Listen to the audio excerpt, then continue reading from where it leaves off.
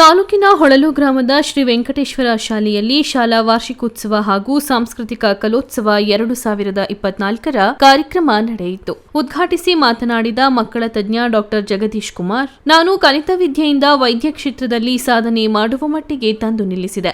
ಗ್ರಾಮೀಣ ಪ್ರದೇಶದಿಂದ ಬಂದ ನಾನು ಕನ್ನಡ ಮಾಧ್ಯಮದ ಸರ್ಕಾರಿ ಶಾಲೆಯಲ್ಲಿ ವಿದ್ಯಾಭ್ಯಾಸ ಮುಗಿಸಿದ್ದು ಅಡಿಯಾಗಲಿಲ್ಲ.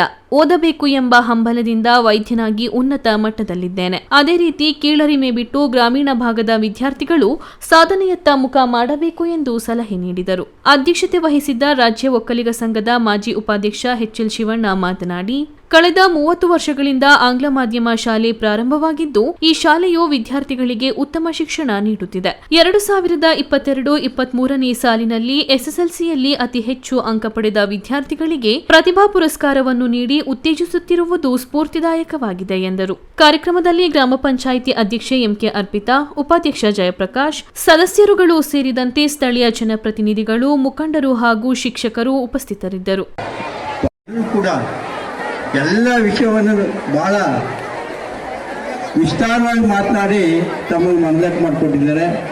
ಅವರು ನಮ್ಮ ಈ ಗ್ರಾಮಕ್ಕೆ ಬಂದಿದ್ದಾರೆ, ಇಲ್ಲಿ ಉಪಸ್ಥಿತರಿದ್ದಾರೆ. ಅವರಿಗೂ ಕೂಡ ನಾನು ಸ್ವಾಗತವನ್ನು ಬಯಸ್ತೀನಿ.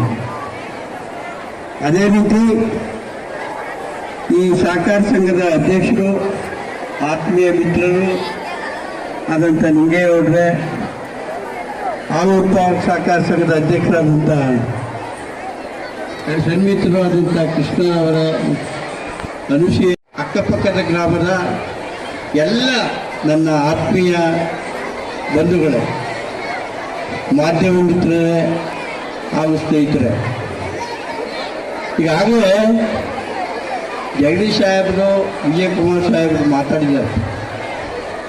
ಎಲ್ಲ ವಿಷಯವನ್ನು ಸವಿಸ್ತಾರವಾಗಿ ಹೇಳಿದ್ದಾರೆ. ನಾನಾದರೂ ಯಾಕೆಂದರೆ ಎಲ್ಲ ನಿಮ್ಮ ಮಕ್ಕಳ ಪ್ರತಿಭೆಯನ್ನು ನೋಡಬೇಕು ಅಂತ ಭಾಳ ಕಾತರಾಗಿದ್ದೀರಿ. ನಾನೊಂದು 2-3 ನಿಮಿಷದಲ್ಲಿ ನನ್ನ ಮಾತನ್ನು ಮುಗಿಸ್ತೇನೆ. ಸುಮಾರು 32 ವರ್ಷಗಳ ಹಿಂದೆ ನಮ್ಮ ಊರಿನಲ್ಲಿ ನಮ್ಮ ಸ್ನೇಹಿತರೊಬ್ಬರಿದ್ದು ರಾಮಲಿಂಗಯ್ಯ ಅಂತ ದೈಹಿಕ ಶಿಕ್ಷಕರಾಗಿದ್ದರು. ಅವರು ನಮ್ಮ ಹತ್ರ ಬಂದು, ಅಣ್ಣ ನಾವು ನಮ್ಮೂರಿನ ಒಂದು ಕಾನ್ವೆಂಟ್ ಓಪನ್ ಮಾಡಬೇಕು ಅಂತ ಮಾಡಿದ್ದೀವಿ, ನೀವು ನಮ್ಮ ಆತ್ಮೀಯ ಮಿತ್ರರು ಶಂಕರಣ್ಣ ಅಂತಿದ್ದರು, ಅವರು ಸಹಾಯ ಮಾಡಿದ್ರೆ ನಾನು ಮಾಡ್ತೀನಿ ಕಾರಣ ಅಂದರು.